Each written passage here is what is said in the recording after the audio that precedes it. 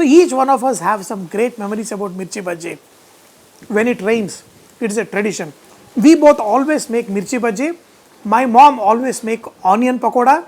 The first rain of the season, you got to welcome the rain. You got to make this awesome mirchi bhaji. Me and my wife, we love mirchi bhaji. So let's make this thin chili mirchi bhaji. For making this mirchi bhaji, first you got to slit the chilies. Tamarind paste. In this, add peanut powder, salt. Now mix this well. Take this paste, fill the chili. You don't need to fill a lot, just very little of filling should be good enough. Take chickpea flour in a bowl, add salt. Lot of fried snacks in India, we love to add ajwain. In this, you can add a little bit of rice flour and pinch of cooking soda. Always add little. If you don't have soda, you can also add baking powder. Make a thick paste first. So what this thick paste will do, it will break all the lumps.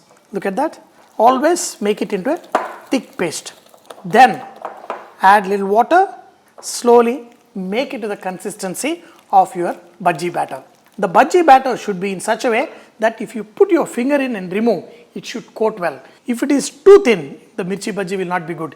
If it is too thick, again it won't be good. So bring it to the right consistency, pouring but still coating. Look at the consistency.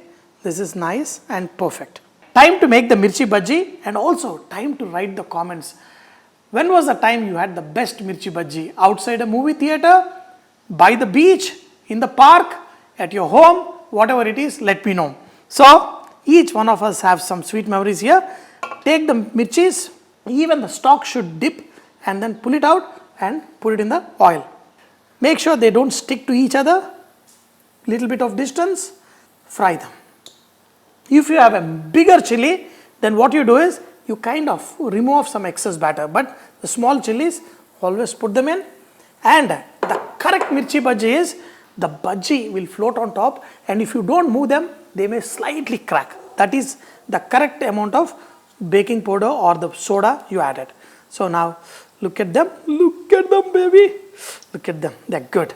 Fry them till they are nice and golden.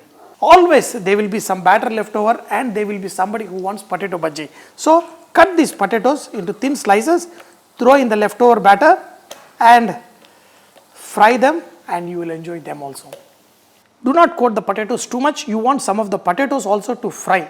So just very thin coating and fry them. Wow. Look at them. They are nice, fried, crispy. Take some chaat masala and I'm telling you, these will be better than your potato chips and you will just love them. Oh, look at them. So nice and perfect. And nice crunch on the outside. Little bit of rice flour. Even the stock is so tasty. Little bit of besan flour there. Crunchy and also the potatoes. You know, one side. A lot of people have been requesting for some healthy recipes. So moringa leaf is one of the very popular, the drumstick plant. So these leaves we can use in various combinations. And again, we're going to use a millet flour, the ragi flour. So we're going to use both the combination, make roti.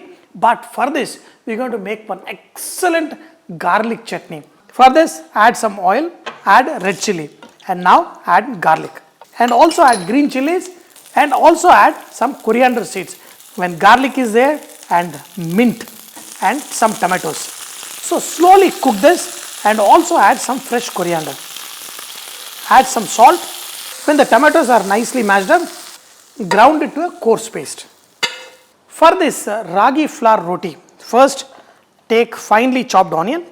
In this, add salt and slightly crush this. This will soften the onions nice. Add green chili, chopped coriander, and add freshly grated coconut. You know, nowadays coconut is highly recommended by lot of dietitians around the world. Fresh coconut. In this, add the moringa leaf. The more you add, the better. Now add the ragi flour. Just add the right amount of water and make this into a nice soft dough. So these are really healthy rotis. You make this and you don't have to eat anything else. They are nutritious, they are very filling, and also you won't feel hungry for a long time.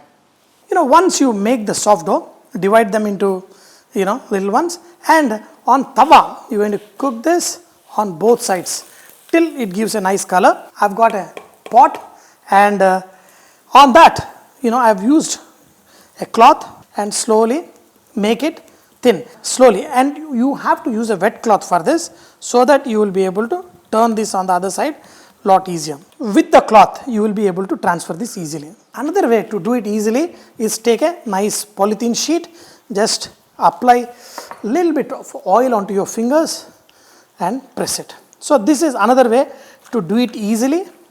People who want thin, if you're going to take the polythene and put it there, the polythene will burn. This way you can make it really thin. So put a cloth, turn it upside down. Because you applied a little bit of oil, it will come off nice and easily. Now the same old technique. All you need to do is take the cloth and on the tawa. Now this way you will get it nice and thin. I always prefer it thin and well cooked. You can add some oil on top, then the thin roti. Look at this. Along with this garlic chutney, the ragi roti.